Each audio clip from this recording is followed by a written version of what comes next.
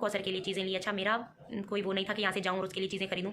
यहाँ से जाने का मकसद यही था कि मैं वहाँ पर राशन लेने के लिए जा रही थी और जाती मेरे हस्बैंड की कॉल आई, क्योंकि मैं जैसे कि पीछे मेरे हस्बैंड किसी काम से आए थे, शायद उनका सामान भी इधर ही होता है, तो यहाँ से कुछ लेने आए थे। तो तमन्ना से उन्होंने पूछा मेरा, तो तमन्ना ने बताया कि मेरा कि वो राशन लेने गई, इसीलिए मेरे हस्बैंड की कॉल आई कि जो तुम ले रही हो वहाँ से। उन्होंने मुझे चीज़ें गिन के बता दी थी, शैम्पू था, लोशन था, फेस वॉश, साबुन, ऐसे कुछ चीज़ें थी, और ये चीज़ें ले लो, मैं तुम्हें इसके पैसे आकर दे दूँगा और वापसी पे तुम्हें वहाँ से ले भी लूँगा।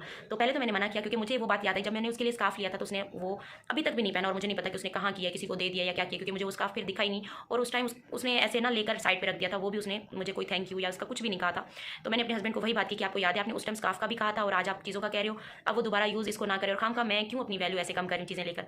तो मेरे हस्बैंड ने यही कहा कि नहीं, मैं उसकी पेमेंट खुद करूँगा, तुम जो है ना ले लो। तो वो ले लेगी जब मैं उसको बोलूँगा कि मैंने लिया। तो इसी वजह से फिर मैंने ले लिया, और मैंने इस टॉपिक पर फिर ज़्यादा बहस नहीं की, क्योंकि मॉल में भी थी, दूसरा मुस्तफ़ा साथ में था।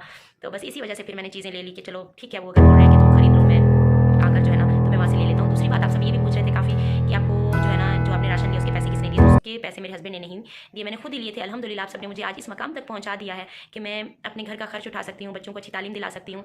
और आप सबने बहुत सपोर्ट किया, मुझे बहुत सपोर्ट किया है, मेरी सोच से भी ज़्यादा किया है। मैंने सोचा नहीं था कि मैं कहाँ थी, और आपने मुझे आज सितारा यासीन को आज इतना बना दिया कि मैं बाहर जाती हूँ तो मुझसे पूछते हैं कि आप सितारा यासीन हो, मुझे पहचानते हैं, जहाँ मुझे कोई भी नहीं जानता था। हालांकि मैंने मुँह पे मास्क लगाया होता है, स्कार्फ पहना होता है, सब कुछ, फिर भी मेरी आंखों से कहते हैं कि आपकी आंखों से हमने पहचान लिया, आप सितारा हो।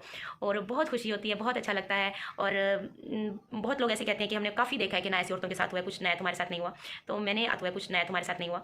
तो मैंने अगर ये हिम्मत तो अगर मैं ना बताती तो पता नहीं आज मैं कहाँ पर होती, मुझे कौन सपोर्ट कर रहा होता। मेरे हस्बैंड जैसे कि एकदम से चेंज हो गए, फिर मुझे कौन खर्च देता, मेरे बच्चों का कौन करता, मेरा कौन करता, कोई भी नहीं करता। कुछ दिन के लिए ज़्यादा से ज़्यादा फैमिली में से 1-2 दिन किसी ने सपोर्ट किया, हमेशा के लिए आगे कौन करता। और मैं कैसे करती अगर मैं यहाँ यूट्यूब पर अगर ना होती। खैर चैनल जो था मेरा 2 साल पुराना था, पहले मैं मेकअप का करती थी, लेकिन मैंने हिम्मत करके सब कुछ बताया था कि मेरे हस्बैंड ने जैसे शादी की, जो भी किया, खैर मैंने उस चीज़ को एक्सेप्ट करके ही बताया था। मुझे ये नहीं पता था कि मैंने एक्सेप्ट कर लिया तो आगे से उनकी तरफ से क्या होगा।